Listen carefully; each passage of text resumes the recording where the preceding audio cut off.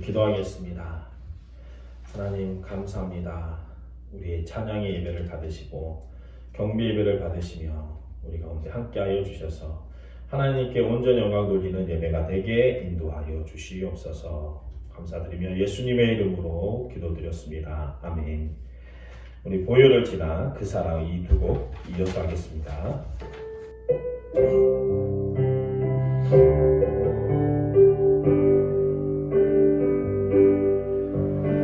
보혈을 지나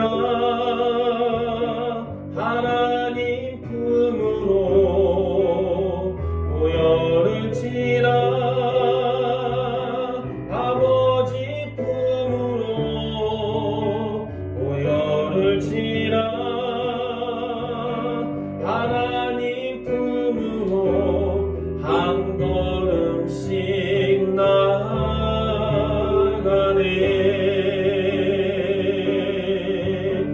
보혈을 지나 하나님 품으로 보혈을 지나 아버지 품으로 보혈을 지나 하나님 품으로 한 걸음씩 나아가네.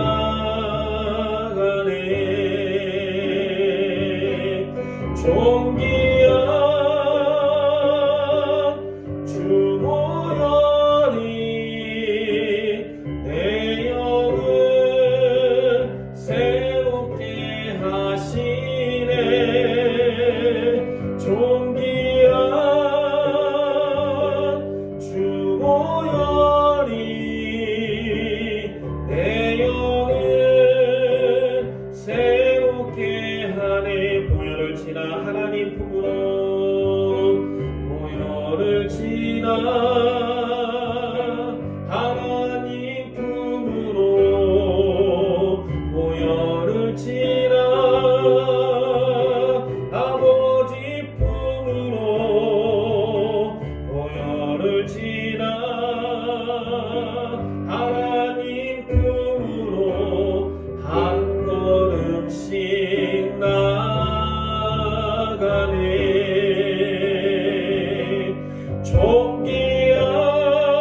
존귀한 주 보혈이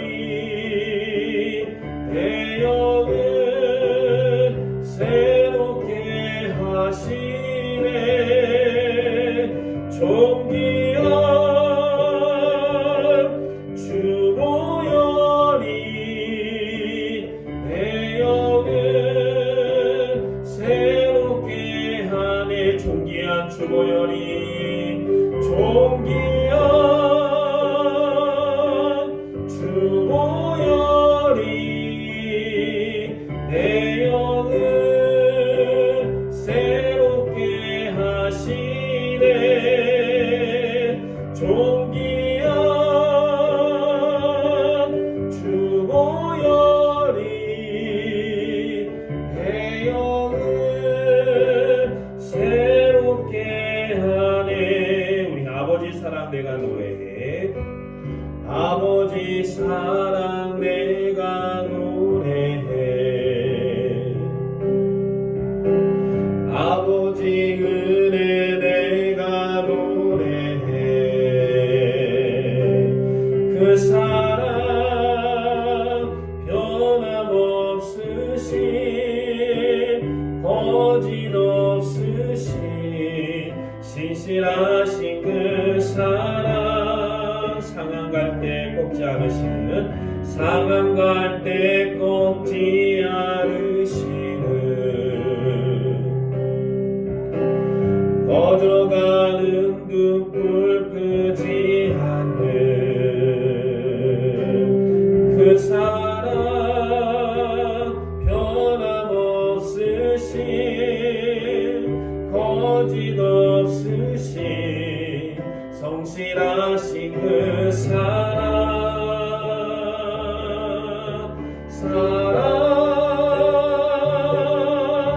그 사랑 날 위해 죽으신 날 위해 다시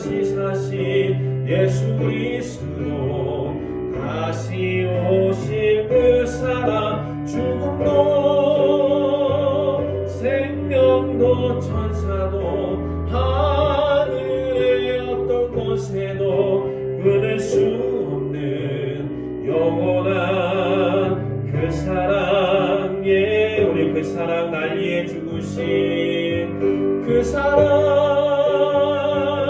날 위해 죽으신, 날 위해 다시 사신 예수 그리스도, 다시 오실 그 사랑, 죽음도 생명도 천사도 하늘의 어떤 곳에도 끊을 수 없는 영원한 그 사랑, 예, 우리 처음부터 다시 한번 합시다. 아버지 사랑 내가 노래, 아버지 사랑 내가 노래해, 아버지 은혜 내가 노래해, 그 사랑 변함없으신 거짓 없으신 성실하신 그 사랑, 상한 갈 때 꺾지 않으시는 거저가는 눈물 끄지 않는 그 사랑, 변함없으신 거짓 없으신 성실하신 그 사랑,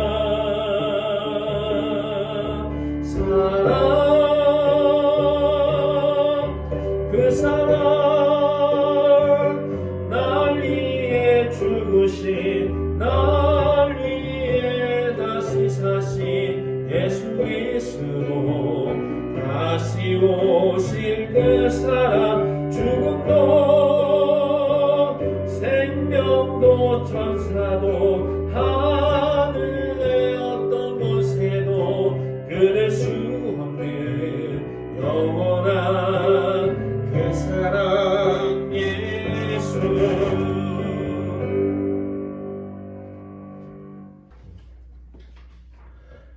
우리 선한 능력으로 우리 찬양은 우리가 새해에 하나님께 드려지는 각오와 또 감사의 찬양이 됩니다. 여러분 가사에 은혜 받으시기 바랍니다.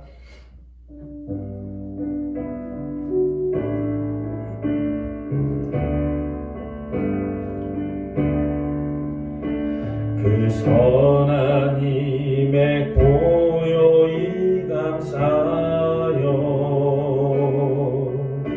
그 놀라운 평안을 누리며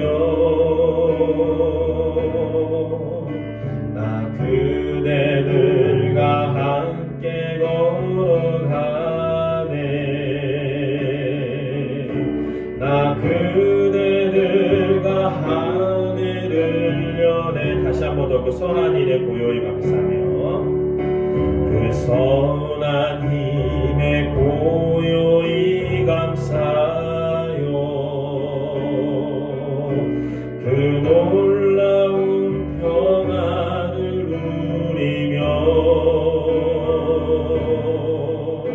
나 그대들과 함께 걸어가네,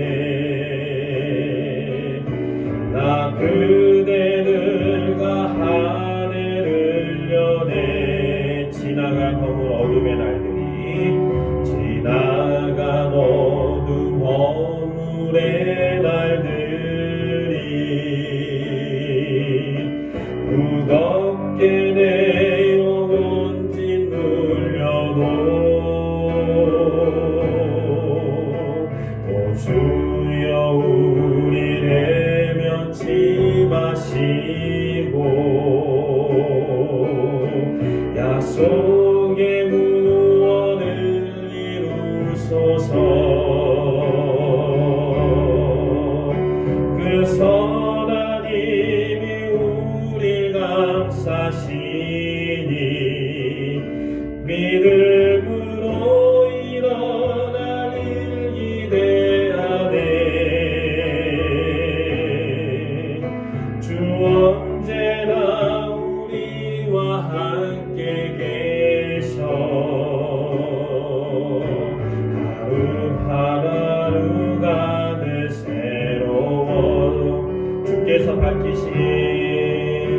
주께서 밝히신 작은 촛불이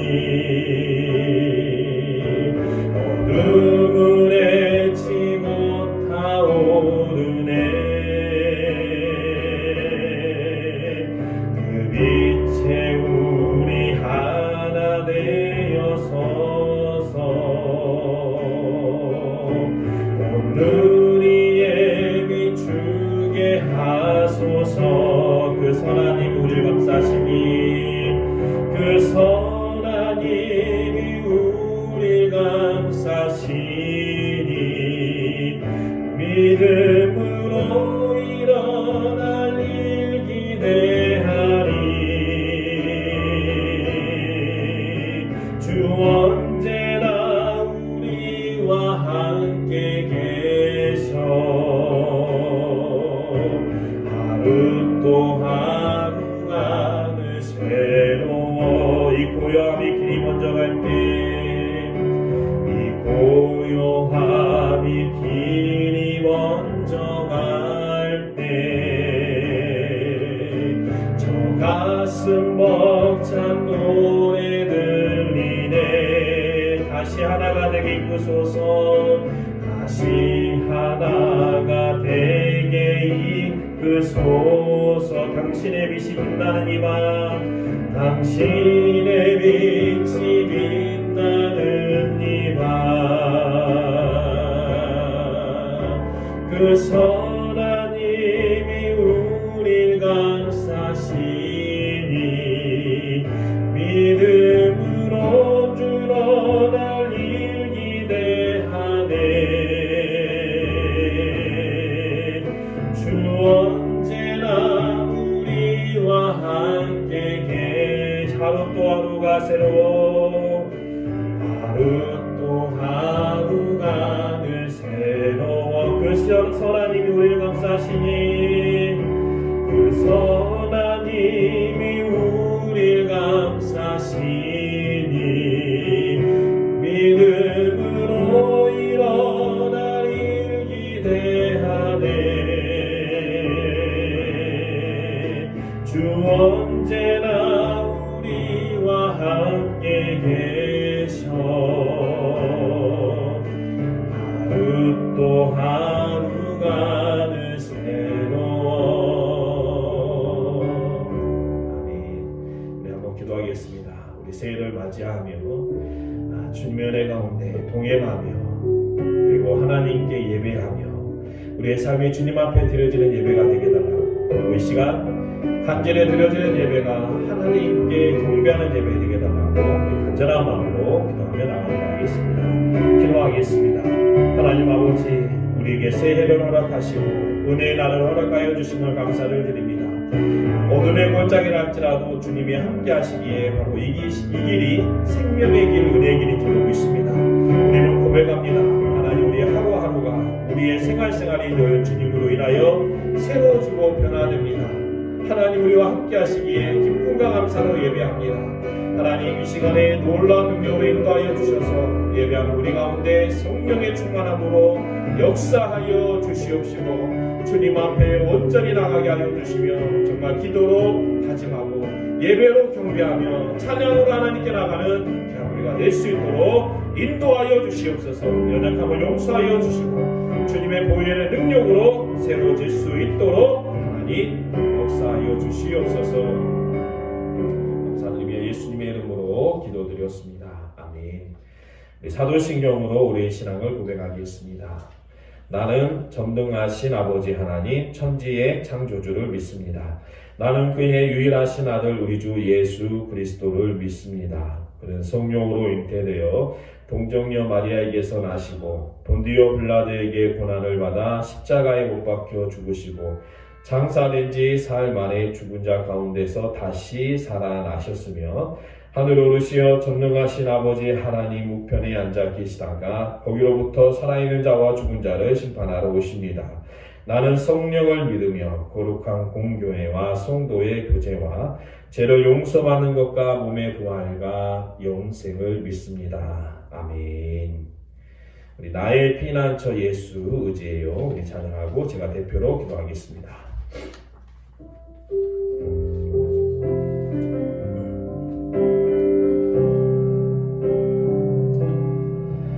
나의 피난처 예수 의지해요. 나의 피난처 예수 의지해요. 나의 가는 길에 거센 바람 몰아쳐와도 나의 피난처 예수 의지해요. 나는 영원히 주님 사랑해요.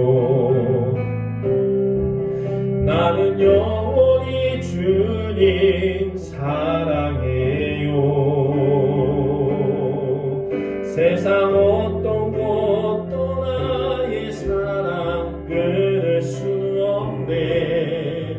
나는 영원히 주님 사랑해요.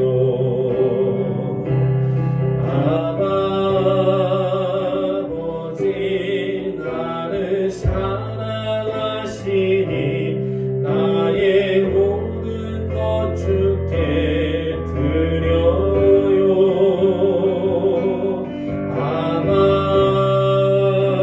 아버지 내가 여기 있으니 주님 영광 위하여 서주세요. 나의 피난처 예수지요. 나의 피난처 예수 의지해요. 나의 피난처 예수 의지해요. 나의 가는 길에 거센 바람 몰아쳐와도 나의 피난처 예수 의지해요. 나는 영원히 주님 사랑해요. 나는 영원히 주님 사랑해요. 세상 어떤 것도 나의 사랑 끊을 수 없네. 나는 영원히 주님 사랑해요.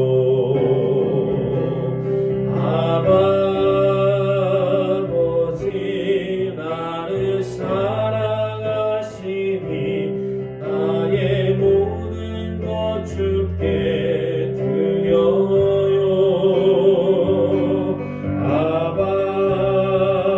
아버지 내가 여기 주님 교회 위하여 주님 교회 위하여 서주세요. 아버지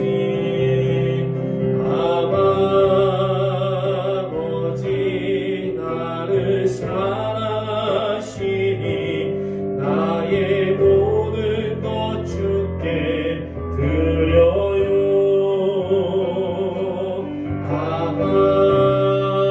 아버지 내가 여기 있으니 주님 나라 위하여 서주세요. 기도하겠습니다. 하나님 아버지, 2021년 새해를 맞이하고 첫 번째로 맞이하는 예배입니다. 주일 예배입니다. 그러나 하나님 아버지, 정말 사회가 어렵고 세계가 어려움으로 인하 이렇게 모이지 못하고 각자의 초소에서 하나님 예배를 드립니다. 하나님, 주님께서 함께 하시고 역사하셔서 정말 이 어려운 이때에 주님을 바라보며 하나님께로 나가게 도와주시고, 하나님 밝아오는 아침 주님의 놀라우신 영광이 우리 가운데 임하게 도와주셔서 새 힘과 능력으로 주님 앞에 나갈 수 있도록 인도하여 주시옵소서.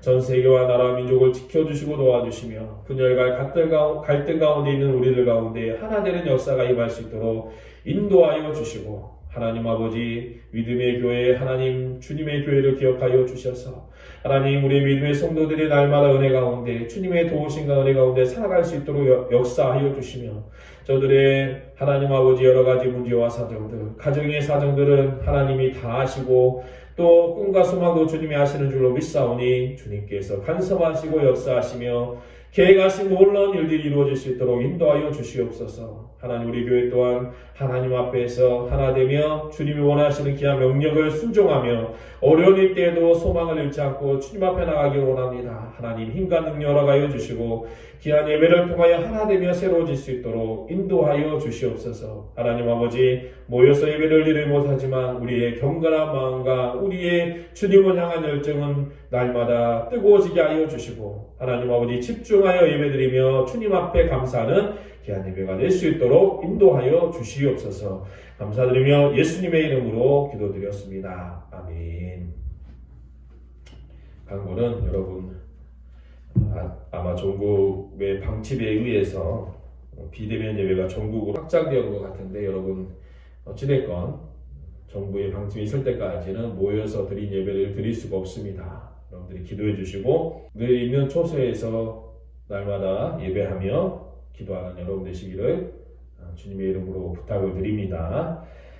오늘 우리에게 주신 하나님의 말씀은 에베소서 2장 8절부터 10절까지 보도록 하겠습니다.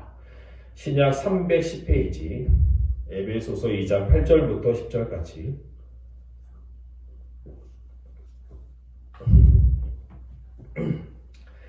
에베소서 2장 8절부터 10절까지 제가 봉독하도록 하겠습니다. 너희는 그은혜에 의하여 믿음으로 말미암아 구원을 받았으니 이것은 너희에게서 난 것이 아니요 하나님의 선물이라. 행위에서 난 것이 아니니 누구든지 자랑하지 못하게 함이라. 우리는 그가 만드신 바라 그리스도 예수 안에서 선한 일을 위하여 지으심을 받는 자니 이 일은 하나님이 전에 예비하사 우리로 그 가운데서 행하게 하려 하심이니라. 아멘. 오늘 이 시간에는 은혜가 우리에게 요구하는 것이라는 제목으로 말씀을 나누고자 합니다. 우리가 새해가 들어서 많은 소망 중에 하나가 새해 복 많이 받으세요인데, 복이라는 개념이 사실은 하나님의 은혜고 선물이 되게 되는 것이죠. 우리 그리스도인들한테는. 그래서 하나님의 선물 또는 은혜는 그리스도인이라면 누구나 좋아하는 단어입니다. 은혜의 선물, 이 단어가 헬라어로 카리스인데 아마 들어보셨을 거예요. 카리스. 근데 사도 바울이 은혜라는 단어를 참 좋아했어요. 그래서 이 신약 성경 전체에서 카리스라는 단어가 154번 등장하지만 바울 서신에 100번 이상이나 사용이 됩니다. 그러니까 대부분 바울이 사용했고, 그 중에서도 로마서에 가장 많이 사용이 됐는데, 십자가와 부활이 온 인류를 향한 하나님의 구원이라는 증거가 바로 로마서잖아요. 그 십자가 부활을 설명하기 위해서 카리스라는 헬라어가, 은혜라는 헬라어가 가장 많이 사용되었습니다. 무려 24번이나 사용됐다고 해요. 근데 우리가 은혜 받기를 원하고 하나님께 복 받고 또 선물 받기를 원하는데, 우리는 이 하나님의 은혜를 어떻게 정의하냐면 값없이 주시는 은혜로 정의를 합니다. 그냥 아무 대가 없이 주시는 은혜, 즉 조건 없이 받기만 하는 은혜로 우리가 늘 정의를 하지요. 그렇게 정의할 수 있는 근거가 로마서 3장 24절의 말씀입니다. 그러나 사람은 그리스도 예수 안에서 얻는 구원으로 말미암아 하나님의 은혜로 값없이 의롭다 하심을 얻었다라는 이 말씀이죠. 그러니까 이 예수 안에서 얻는 구원으로 말미암아 하나님의 은혜로 값없이 의롭다함을 얻었다는 이 말씀이 우리가 값없이 주시는 은혜, 정말 하나님이 아무 조건 없이 주시는 그 은혜로 정의할 수가 있습니다. 우리가 좀 이 새해의 의문을 가져야 할 것이 뭐냐면, 정말 그 카리스, 하나님의 은혜가 값없이 주시는 은혜라는 것이죠. 여러분, 이것에 대해서 우리가 질문을 던져야 합니다. 사실 우리가 선교사들을 통해서 이 복음이 증거되고 전달되는데, 서양에서의 은혜라는 것은, 생각하는 은혜라는 개념은 아무것도 요구하지 않는 것이 은혜입니다. 한마디로 뭐냐면 공짜입니다. 여러분, 성경의 은혜는 선물의 다른 이름인데, 이 서양의 사고방식에 있어서 선물이라는 것, 그러니까 이상적인 선물은 상대방에게 그 선물을 베풀 때, 그러니까 은혜를 베풀 때 아무 조건이나 기대하는 것 없이 순수한 마음으로 베푸는 게 선물이에요. 그리고 만약 그 선물을 베풀면서 상대방에게 무엇을 바란다고 한다면 그것은 더 이상 서양인의 관점에서 보면 선물이 아니라 거래가 되고 진정한 베품이 아니라고 생각을 합니다. 즉 선물을 주면서 어떤 대가를 바라거나 혹은 어떤 행동을 요구한다라고 한다면 그것은 더 이상 은혜도 아니고 선물로서의 가치가 없다는 것이 그 서구의 사고방식이라는 거예요. 그런데 문제는 사람들은 이러한 생각을, 이러한 사고방식을 하나님의 은혜에 그대로 도입을 합니다. 적용을 하는 거죠. 그래서 아무 기대 없이 순수하게 베풀어진 하나님의 선물, 하나님의 은혜라는 거예요. 값없이 주신 은혜, 구원의 은혜라는 것입니다. 그래서 우리가 그러잖아요. 믿기만 하면 구원받는다. 하나님을 아무 조건 없이 믿기만 하면 거저 주어지는 선물로 우리가 여겨주고 있습니다. 그럼 여러분, 성경이 말하는 은혜는 우리가 이렇게 믿고 있는 대로 아무 조건 없이 주어지는 은혜입니까? 그저 믿기만 하면 구원을 받는 은혜라는 것인가요? 이런 믿음을 강조하는 게 우리나라의 개신교가 특히 그런데 사실 우리 안에 있는 여러 가지 부조리가 그런 믿음의 반부작용임을 우리는 알 수가 있습니다. 상상하기도 힘든 비윤리적인 모습들을 우리는 스스로 구원받았다고 고백하는 성도들의 삶의 모습에서, 아니 성도뿐만이 아니라 많은 목회자에게서도 너무나 자주 목격을 합니다. 그러니까 그렇게 뜨겁게 하나님을 예배하고 구원을 노래하고 구원의 감격에 감사했던 성도가 오히려 일상의 삶에서는 세상 사람들보다 훨씬 더 비윤리적인 모습들을 우리는 얼마나 많이 목격했습니까? 여러 가지 영화를 보게 되면 그러한 비윤리적인 모습, 그러니까 교회에서의 거룩함과 사회에서의 비윤리적인 이중성을 고발하는 영화의 내용들이나 소설의 내용들 우리는 너무나 많이 보았습니다. 목회자도 마찬가지죠. 강대상에서는 하나님이 값없이 주신 구원의 은혜를 설계하면서 일상의 삶에서는 자신의 욕망을 위해서 말과 행실이 다른 목회자를 우리는 얼마나 자주 목격하는지 모릅니다. 정말 구원이 값없이 주시는 하나님의 은혜라면, 아무런 조건도 없는 하나님의 선물이라면, 오로지 하나님의 은혜로 천국 가는 것이라면 여러분 이런 질문을 드릴 수가 있죠. 우리 일상의 삶에서의 모습은 아무런 상관이 없는 건가요, 여러분? 이렇게 정말 세상에서 비윤리적으로 살고 비도덕적으로 살고 여러 가지 삶의 모습들이 사람들에게 지탄받는 모습을 보여도 하나님을 믿기만 하면 구원받는 것이 우리가 믿는 은혜입니까? 여러분, 이런 은혜는, 이러한 이해는 은혜에 대한 올바른 이해가 아니라는 거예요. 여러분, 성경이 말하는 값없는 은혜라는 것은 우리가 이미 알고 있는 대로 정의하는 대로 조건 없는 공짜가 아니라는 것입니다. 여러분, 성경은 언제 쓰여진 책이죠? 수천 년 전에, 2000년 전에, 최소 2000년 전에 쓰여진 책입니다. 그래서 당시 쓰여진 그 은혜라는 단어, 이 카리스가 이 모든 시대와 문화를 초월하는 그런 단어가 아닙니다. 무슨 말인지 아시겠어요? 딱 은혜를 하면은 모든 사람들이 공유하는 그런 은혜가 아니라 한 단어도 그 시대에 따라서 의미와 보는 관점이 달라지게 되는 거예요. 그래서 이것을 우리가 이 은혜를 현대인의 사고방식으로 이해해서는 안 돼요. 어떻게 해야 됩니까? 우리가 그래서 성경의 배경을 배우잖아요. 이 성경 본문을 보면서 이 성경에서 말하는 은혜가 어떤 역사적 배경에 쓰여졌는지 그걸 살펴보고 한마디로 하게 되면 이 은혜는 그 당시의 전문 용어라는 것입니다. 여러분, 사실 우리가 오해하지 마세요. 성경에는요, 조건 없는 은혜라는 게 없어요. 아무 기대 없이 그저 순수하게 베푸는 것을 선물이라고 한다면 하나님의 구원은 절대로 선물이 아닙니다. 여러분, 성경의 문화에서는 선물 또는 은혜를 이런 방식으로 이해하지 않아요.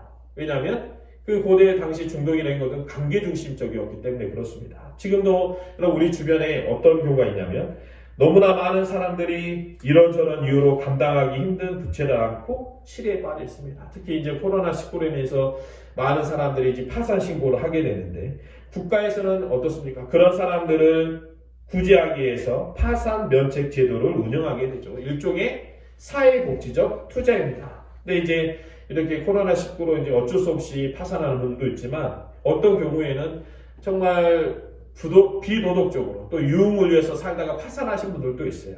근데 어떤 부자 채권자가 예를 들어서 젊은 채무자의 엄청난 빚, 그냥 유흥을 위해서 자신의 전 재산을 날려버린 그 채무자의 엄청난 빚을 이 부자가 채권자가 다 탕감해 줄 뿐만 아니라 앞으로 살아가는데 필요한 모든 도움을 주겠다고 약속을 했다면 어떻게 하겠습니까? 그렇게 선의를 베푸는 목적은 뭐냐면 빚 탕감 자체에 있는 것이 아니에요. 그 젊은이가 흥청망청하지 않고 열심히 살 기회를 주는 데에 있습니다. 그런데 만약 그렇게 빚을 탕감하는 젊은이가 얼씨구나 하여 그 공짜 기회를 계속 흥청망청한 데 사용한다면 어떻게 되겠습니까? 아마 그 부자 채권자는 그 모든 것을 다 취소하게 될 거예요. 성경에도 비슷한 얘기가 나오는데 1만 달란트를 탕감받은 신하의 비유가 나오게 되죠. 그가 왕에게 1만 달란트, 정말 우리가 상상하기조차 없는 엄청난 돈을 하나님의 그 왕의 은혜를 통해서 탕감을 받았습니다. 근데 이 사람이 자기의 같은 친구가 자기에게 빈 조그마한 빚을 갚지 못한 친구를 감옥에 가둬버렸잖아요. 그로 인해서 그 왕이 진노를 해서 그 1만 달란트 탕감했던 것을 취소하고 어떻게 했어요? 다시 그 사람을 감옥에 가두고 그 돈을 갚으라고 명령하였습니다. 그러니까 여러분, 이게 뭐냐면 구원이 아무 조건이 없는 은혜라고 한다면 이것은 사실 받아들이기 힘든 얘기예요. 그러니까 현대적 법 개념에서 보면 한 번 빚을 취소하면 탕감하면 취소될 수가 없지만 고대에서 그러니까 당시에서 집단주의 사회에서 이렇게 빚을 탕감해 주는 것은 뭐냐면 강제적인 개념이라는 거예요.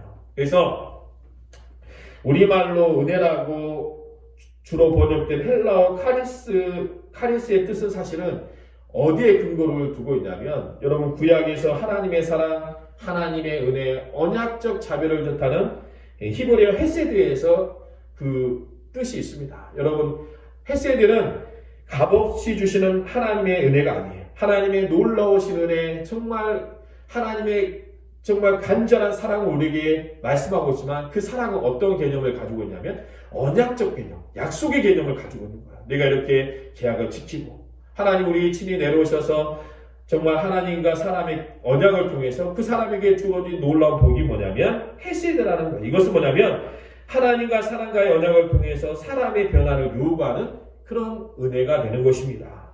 그런데 그 이상한 것은 이 히브리어 이 헤세드를 헬라어로 번역을 한 성경이 있는데 그 구약 성경은 70인형이라고 여러분 모르셔도 됩니다. 이게 옛날 당시에 히브리어 된 것을 당시에 공용어인 헬라어로 그리스도어로 번역한 책이 70인형이에요. 근데 여기서 헤세드를 헬라어로 뭐로 번역했냐면 엘레오스나 엘레인으로 번역을 했어요. 그래서 사도 바울이 은혜라는 단어를 사실 사용할 때는 이 카리스라는 단어를 쓰지 말고 원래는 엘레오스나 엘레인이라는 단어를 써야 되는데 유독 사도 바울은 은혜를 카리스라는 단어를 사용했습니다. 도대체 사도 바울은 무슨 이유 때문에 이 카리스가 단순히 구약의 개념에서 보게 되면 하나님의 언약의 사랑, 하나님의 약속의 사랑을 증거하는 단어가 되는데 왜 그러한 단어인 엘레오스나 엘레인을 쓰지 않고 카리스를 사용했냐면 여러분 당시의 역사적 상황을 보면 알 수가 있어요. 여러분 로마의 첫 번째 황제인 아우구스투스는 당시에 어떻게 사람들에게 어떻게 이시되냐면 구원자 혹은 주님, 신의 아들로 선전이 되었습니다. 그리고 그의 시대를 뭐라고 했냐면 은혜의 시대로 명명이 되었어요. 그래서 당시 이런 로마 문화에서 바울이 썼던 값없이 주시는 은혜, 이 하나님의 은혜라는 단어 카리스는 사실은 뭘 뜻하냐면 이렇게 아우구스투스 로마 황제 제국의 절대 보호자 황제가 백성들에게 베푸는 선물을 얘기합니다. 그의 지배력, 그의 사랑, 그를 통해서 얻어지는 모든 호의가 바로 뭐냐면 카리스라는 거예요. 그리고 여러분, 이 호의는 공짜가 아닙니다. 왜냐하면 황제가 그 백성들에게 카리스를 베푸게 될 때 황제를 통해서 보호를 받고 그들이 잘 먹고 잘 사는 은혜시가 되게 되면 이 사람들은 어떻게 되는 거예요? 황제에게 감사와 충성으로 보답을 했다라는 거예요. 그래서 여러분, 사도 바울이 그리스도의 언약적 자비를 설명하는 헤세드나 아니면은 엘레오스, 엘레이보다 카리스를 선택한 이유가 바로 그 시대의 상황을 반영한 것입니다. 그러니까 이게 뭐냐면 하나님 나라의 왕이신 예수님이 그의 백성들인 우리들에게 베푸시는 그 놀라운 사랑이 바로 카리스라는 것입니다. 사도 바울은 은혜의 시대를 가져온 것, 당시에 그 은혜가 넘치게 된 것이 로마 황제의 덕이 아니라 실상은 하나님의 아들 예수 그리스도 때문임을 선포하였습니다. 그래서 복음을 의미하는 유앙겔리온이라는 용어도 이 로마사에서는 사실은 로마 황제의 탄생을 알리는 소식이에요. 그런데 신약에서 예수 그리스도의 탄생을 유앙겔리온이라고 표현했습니다. 우리가 복음이라고 증가하는 유앙겔리온이라는 헬라어도 사실은 왕의 탄생을 얘기하는 거예요. 여러분, 어떤 왕의 탄생이야? 하나님, 예수님이 선포하신 하나님의 나라를 말씀하고 있는 거예요. 그래서 왕이 나셨다는 거 아니겠습니까? 이게 놀라운, 제가 크리스마스 때 설교했죠? 이게 놀라운 복음의 은혜라고 하는 사실이에요. 여러분, 그래서 우리가 인식하고 있도록 구원이라는 것이 값없이 주어지고 그저 믿기만 하면 구원받는 것이 아니라 사실은 그 구원이 우리에게 값없이 주어졌지만 여러분, 무엇을 전제로 하고 있습니까? 우리의 행동과 우리의 삶의 변화를 얘기하는 거예요. 일종의 뭐예요? 빛과 같은 거예요. 그래서 사실 고대에서 이렇게 이 선물을 공짜로 그냥 취급하는 사람을 어떻게 생각했냐면 배은망덕하고 염치 없는 자로 낙인을 찍었습니다. 만약 그것을 받고 한마디로 요즘 말하면 그걸 받고 입 딱 닦으면 저 사람은 정말 염치 없는 사람, 부족한 사람, 나쁜 사람이라는 거예요. 그래서 여러분, 성경에는 하나님이 우리에게 은혜를 선물로 주셨는데 그게 값없이 주시는 게 아니야. 분명한 공짜 선물이 아니고 무엇입니까? 그의 분명한 행동이 주어진다는 것입니다. 그래서 사도 바울도 자신을 가리켜서 여러분 뭐라고 얘기하고 있죠? 빚진 자라고 얘기하는 거예요. 무엇에 빚졌어요? 복음의 빚을 졌다는 거예요. 그러니까 우리가 구원받는 것이 거저 받아가지고 그냥 공짜니까 내가 쓰든 말든 내가 이제 구원받았으니까 이 세상에서 어떻게 흥청망청 쓰고 제약된 삶을 살고 비도덕적인 삶을 살면서 하나님의 이름으로 기도하면 모든 죄가 사여지는 그런 은혜가 아니라는 것입니다. 하나님께서 우리에게 구원을 주셨다고 한다면 우리는 빚진 자로서 복음을 위해서 살며 그리스도의 은혜를 위해서 사는 것이 진정한 은혜라는 것입니다. 그런 의미에서 여러분, 조건 없는 선물이 아니고 뭐예요? 성경의 문화에서 거저주는 선물이라는 것은 조건 없이 베풀어지는 것이 아니라 어떤 뜻을 가지고 있냐면 자격 없는 자에게 베풀어지는 것을 얘기합니다. 그러니까 그 선물을 받을 자격이 없는 자에게 뭐예요? 그 선물을 주셨다라고 하는 사실이에요. 여러분, 은혜는 받을 자격 없는 자들에 대한 하나님의 놀라우신 사랑이 되는 것입니다. 자격 없는 죄인들이 성령의 능력을 통해서 하나님의 능력을 받고 하나님의 자녀가 되었습니다. 어리석고 부족한 저들이 정말 자격 없는 우리들이 예수님의 제자가 되고 예수님의 사도가 되었습니다. 여러분, 이것이 우리가 잘나서겠습니까? 자격이 없었지만 하나님의 놀라운 은혜를 통해서 뭐예요? 우리가 하나님의 자녀가 되고 의인이 되었다라고 하는 사실이에요. 그런데 여러분, 그것으로 모든 것이 끝나는 것이 아니라 내가 의인 되었으니까 이제 내 멋대로 살고 내 마음대로 사는 것이 아니라 이제는 뭐예요? 빚진 자로서 하나님께 빚을 질 자로서 복음의 빚진 자로서 살아가는 것이 참된 은혜라고 하는 사실입니다. 그래서 여러분, 우리가 본문 2장 8절부터 10절까지 읽었는데 보세요. 8절에 보면 너희는 그 은혜에 의하여 믿음으로 말미암아 구원을 받았으니 이것은 너희에게서 난 것이 아니요 하나님의 선물이다. 이게 무슨 뜻입니까? 하나님이 주신 구원은 자격 없는 자에게 주시는 하나님의 은혜라는 거야. 이것이 너에게 난 것이 아니야. 우리가 잘나서 뛰어나서 구원받은 것이 아니고 우리가 노력해서 구원받은 것이 아니고 우리는 도저히 하나님을 만날 수 없지만 하나님이 우리를 만나주셔서 구원이라는 은혜를 주셨습니다. 죄로 죽을 수밖에 없는 우리들을 하나님이 의리 삼아주신 은혜라는 거예요. 그리고 9절에 보면 행위에서 난 것이 아니니 이는 누구든지 자랑하지 못하게 함이라. 은혜의 조건은 뭐예요? 이 내가 받은 이 선물이 내가 잘나서도 아니기 때문에 뭐예요? 사람에게 자랑하지 못하고 우리가 자랑하는 것은 누구십니까? 오직 우리에게 이런 은혜를 주시고 이러한 선물을 주신 하나님을 자랑하는 것인 줄로 믿습니다. 내가 주님을 자랑하고 복음을 증가하고 복음을 자랑하는 거예요. 그리고 10절에 보면 우리는 그가 만드신 바로 그리스도 예수 안에서 선한 일을 위하여 지심을 받은 자니 이는 하나님이 전에 예비하사 우리로 그 가운데서 행하게 하려 하십니다. 여러분, 자격 없는 자에게 은혜를 주셨고 죄인이었던 우리를 하나님의 자녀로 삼으시고 죽을 수밖에 없는 우리를 하나님 나라 백성이 되게 하셨어요. 그리고 그 나라의 왕으로서 하나님은 우리에게 은혜를 주셨습니다. 구원의 은혜를 주시고 정말 날마다 새롭게 하여 주시고 정말 이 어려운 가운데서도 주님 동행하셔서 정말 우리 왕이신 하나님 안에 있으면 우리가 있는 곳이 하나님의 나라가 되는 거예요. 여러분, 우리가 코로나 쉽고 어렵지만 우리 왕이신 주님을 의지하시기 바랍니다. 우리 주님은 우리에게 한정없는 은혜를 주십니다. 자격 없는 우리들을 자녀로 삼아주셨기 때문에 더할 나위 없는 은혜를 우리 가운데 주신다라고 하는 사실이에요. 그러나 여러분, 이 은혜는요 공짜가 아니라는 거예요. 그냥 받고 내가 멋대로 살아도 되는 것이 아니고 뭐예요? 우리가 복음의 빚진 자로서 주를 위해 사는 것입니다. 그게 뭐냐면 선한 일을 행하는 것이에요. 하나님께서 원하시는 선한 일을 행하는 것입니다. 하나님의 자녀로서 뭐예요? 선한 일을 위하여 주시면 그 가운데에서 행하게 하려 하십니다.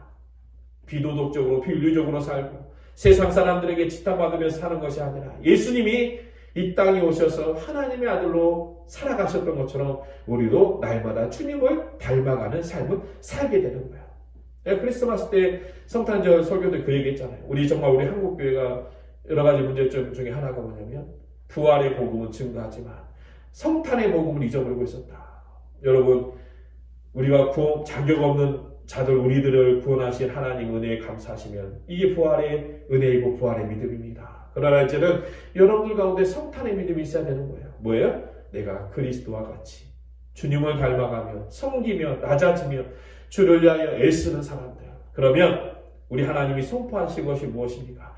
하나님의 나라입니다. 이 카리스는 왕이신 하나님이 베풀어 주신 은혜라는 거예요.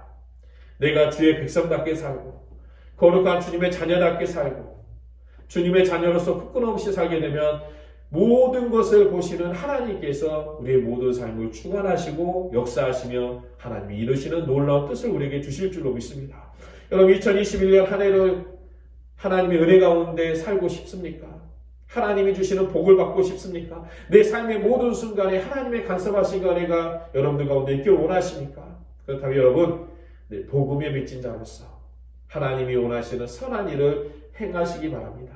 예수님이 이 땅에 오셔서 행하셨던 일들, 낮아지고 섬기며 내가 그리스도인답게 살아가게 될 때 우리 하나님은 한량없는 은혜를 우리 가운데 주시고 2021년이 주님 은혜 가운데 새롭게 되는 줄로 믿습니다. 그런 은혜를 가지고 날마다 살아가는 귀한 우리 모두가 되시기를 주님의 이름으로 축원합니다. 기도하겠습니다. 하나님 감사합니다. 주님 함께 하시고 역사하셔서 하나님의 놀라운 은혜가 아버지 하나님 주님의 은혜가 임하게 도와주시옵소서. 값없이 주시는 은혜는 자격 없는 우리들에게 주시는 하나님의 은혜입니다. 우리는 자격이 없지만 하나님의 은혜를 통해서 구원함을 받았습니다. 이제 우리는 하나님 나라의 백성으로서 선한 일을 행하며 주의 자녀답게 복음에 빚진 자 그리스도를 위해서 살아가는 믿음의 성도가 될 수 있도록 인도하여 주시옵소서. 감사드리며 예수님의 이름으로 기도드렸습니다. 아멘. 우리 시온의 영광이 빛나는 아침 우리 같이 찬양하고 축도로 예배를 마치겠습니다.